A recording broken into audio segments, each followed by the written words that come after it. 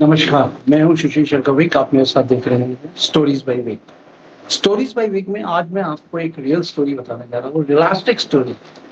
ये स्टोरी है जयपुर। जयपुर में ही ये स्टोरी स्टार्ट होती है। एक हंसी खुशी का परिवार रहता था। हस्बैंड, वाइफ प्लस 2 बच्चे, 2 लड़कियां और 1 लड़का।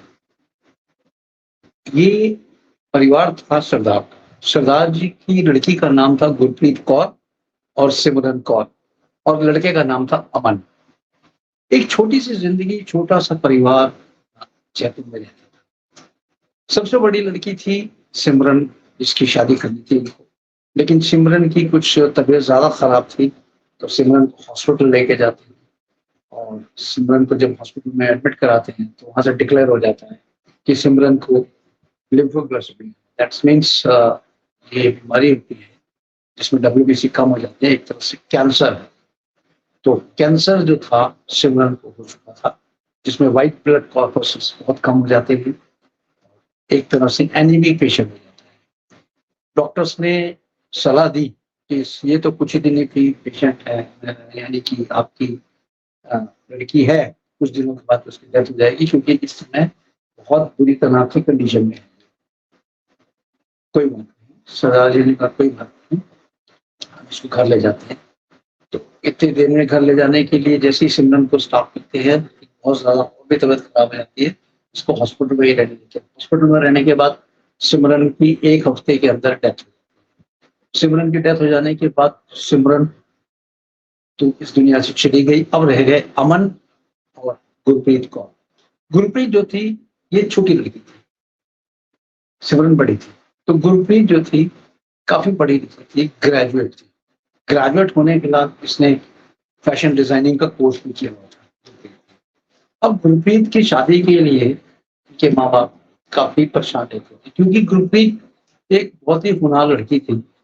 गुरप्रीत को एक ऐसा परिवार चाहिए था, जो परिवार इसके परिवार के टक्कर का, क्योंकि सरदार जी काफी धनाढ्य परिवार के थे। और सरदार जी का जो बिजनेस था जयपुर में हार्डवेयर का था। हार्डवेयर का बिजनेस इतना बढ़िया चलता था सरदार जी का कि इनका नाम था यहाँ। कंवलजीत के नाम से ये मशहूर थे जयपुर में। कंवलजीत हार्ड स्टोर्स के नाम से मशहूर थी इनकी दुकान चांदपुर में। अब देखना ये था कि ये मशहूर जो थी कहां तक मशहूरता जाती। कंवलजीत बहुत मशहूर थे। सिमरन जो थी उनका डेथ हो चुका था। गुरप्रीत की अब शादी। गुरप्रीत इस तरह से अपने बहुत ही सोफिस्टिकेटेड वे में चलती थी। गुरप्रीत जो थी माता पिता के कहने में चलती थी, और वो चाहती थी कि माता पिता ही कोई लड़का देखें तो ही अच्छा। कंवलजीत ये सोचते थे कि गुरप्रीत के लिए एक बहुत ही अच्छा सा लड़का ढूंढा जाए। ढूंढने के लिए इन्होंने शादी.com और भी कोई शादी के जो लोग थे, यानी पंडित लोग, उनको बोला कि आप लड़का देखो, लड़के की शादी करो। लेकिन होता ये है ना, जो किस्मत में लिखा हो वही मंजूर होता है।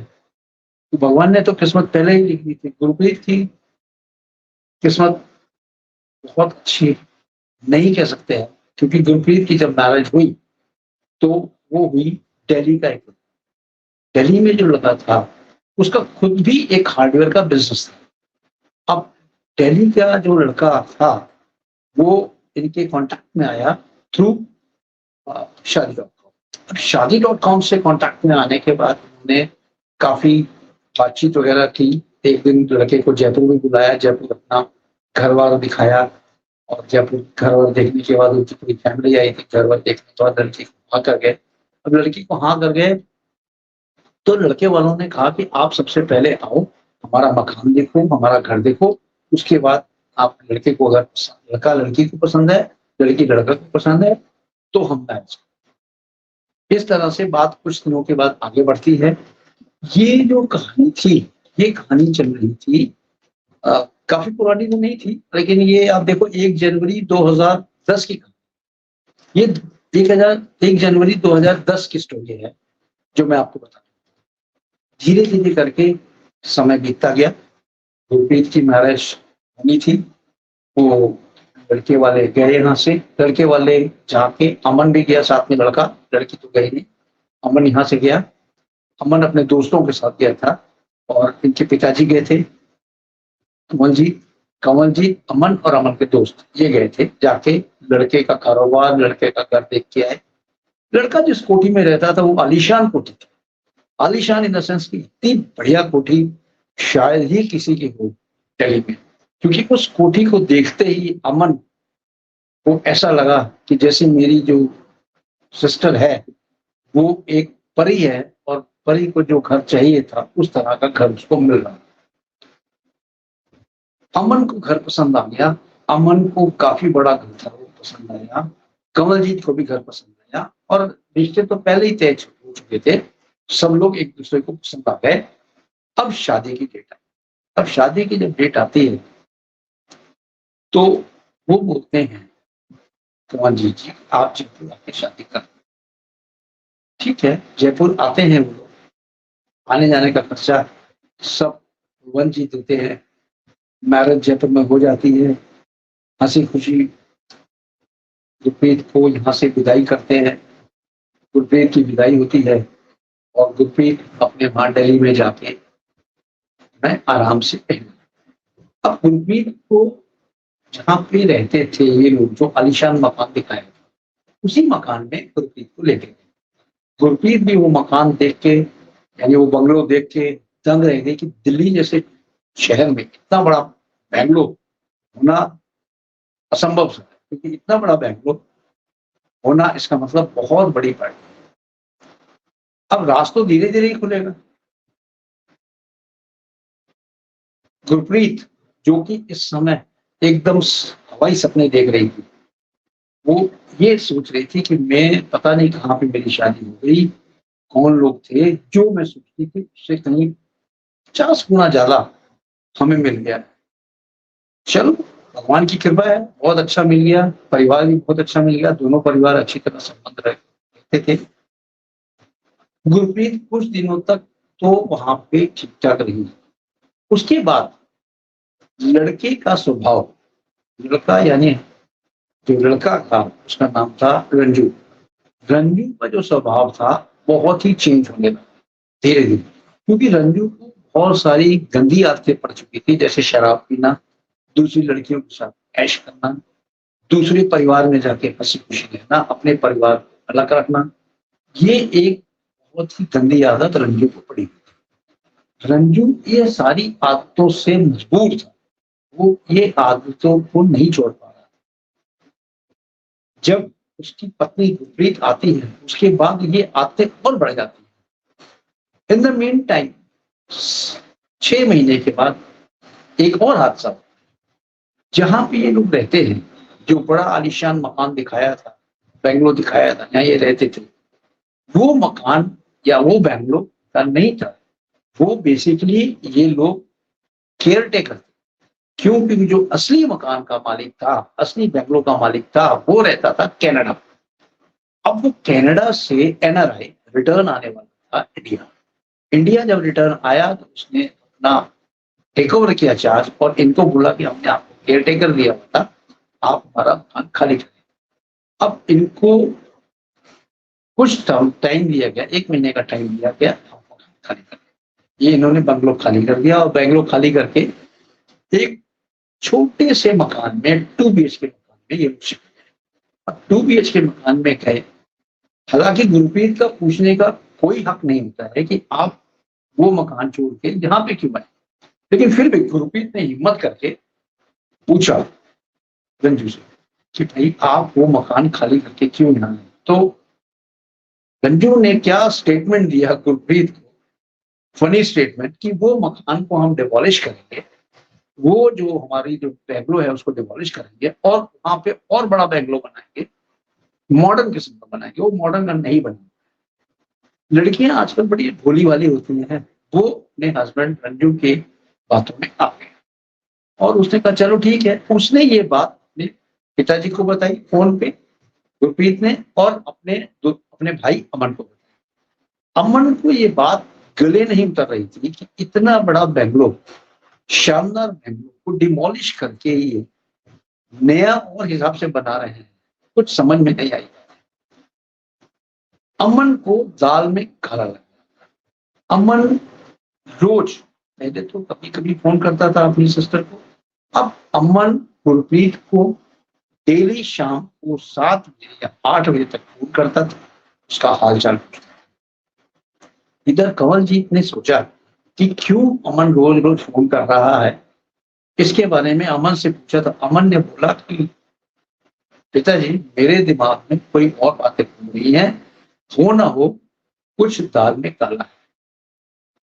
लेकिन गुरप्रीत हमें बता नहीं रही, लिहाजा मैं जाना चाहता हूं देखने की क्या है गुरप्रीत का हाल। जब ये गुरप्रीत के यहाँ पहुंचता है, यानी डली एक दिन बगैर बताए घर से निकल जाता है कार लेके, और जैसे ही गुरप्रीत का नए मकान में पहुंचता है, वहां जाके जो गुरप्रीत की ये हालत देखता है, इसके होश हो। गुरप्रीत एकदम फटे हाल में, फटे कपड़े पहन के बर्तन बर्तन मांज रही थी, यानी कि एक नौकरानी से भी बेहतर इसको लगा रखा था घर के काम काज के। इतना देखना था अमन का। अमन फौरन गुरप्रीत के पास गया और उसको पट के कैसे रोने लगा, जैसे कि पूछो नहीं कैसे बोला। गुरप्रीत को अमन ने बोला कि तू मुझे क्यों नहीं बता रही थी कि तेरे साथ इतना बड़ा बड़ा हादसा हो रहा है, तेरे को खाने के लिए नहीं दिया जाता, तेरे फटे कपड़े हैं, तू किस हाल में है बहन। गुरप्रीत के आंसू एकदम सलाब, जिस तरह से गंगा बह रही है उसकी आंखों से, गंगा बह रही है। गुरप्रीत एकदम से घबराई हुई थी अमन के सामने और बोलती थी कि मैं आपको बिल्कुल नहीं बताना चाहती थी, क्योंकि पिताजी इस समय टूट चुके थे सिमरन की डेथ से, और भी उनको थोड़ा सा लॉस हो चुका था अपने बिजनेस में, इसलिए मैं आपको बिल्कुल नहीं बताना चाह रही थी, लेकिन मैं सारा दुख खुद झेलना चाहती। लेकिन अब आ ही गए हैं आप अमन, तो मैं आपको पूरी स्टोरी बताती हूँ। अमन को जो स्टोरी बताई गुरप्रीत ने, आपके पैरों तले जमीन खिसक जाए। गुरप्रीत को रंजू बोलता था कि मेरे दोस्तों के साथ आप सो। क्यों? क्योंकि दोस्तों के साथ सो, क्योंकि मैं जहां काम करता हूं मेरा वहां काम नहीं चल रहा है, आप मेरे दोस्तों के साथ सो, मैं मेरे दोस्त मुझे पैसा देंगे। ये सारी चीजें सुन के अमन घबरा उठता है और अमन उसको बोलता है, बहन 1 मिनट यहाँ वेट नहीं करना है, आप सामान पैक करो, हम आपको जयपुर लेके चलते हैं। दिल्ली से जैसे ही उसका एक अटैची तैयार करने लगे, इतनी देर में रंजू घर आ जाता है दारू के नशे में, और बोलता है बिल्कुल ये नहीं जाएगी यहाँ से, ये मेरी बीवी है। अमन ने बोला ये तेरी बीवी बाद में है, ये मेरी पहले बहन है। बहन का रिश्ता ऊंचा होता है, बीवी का रिश्ता नीचे है। और आपको, अगर आप कहते हो आपकी बीवी है, तो बीवी को इस फटे हाल में रखना आपको शोभा नहीं देता। मैं अपनी दीदी को, यानी सिस्टर को, गुरप्रीत को यहाँ से लेके जा रहा हूँ, आपको अगर रोकना है तो रोक सकते। गुरप्रीत को ले जाने के लिए अमन ने कसम खा ली थी कि मैं इसको 1 सेकंड नहीं छोड़ सकता हूँ यहाँ पे, उसको वापस लेके।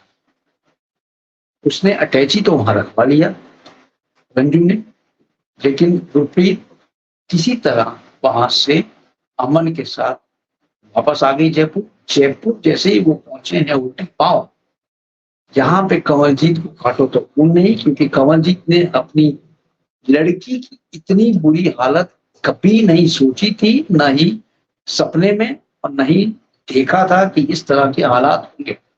हालात बिगड़ते देर नहीं लगती हैं, क्योंकि अगर आप रिश्ता ठीक नहीं करते हैं तो हालात बिगड़ते देर नहीं लगती, या लड़की अपने घर वालों को, यानी माता पिता को सच्चाई नहीं बताती है तो हालात बिगड़ते देर।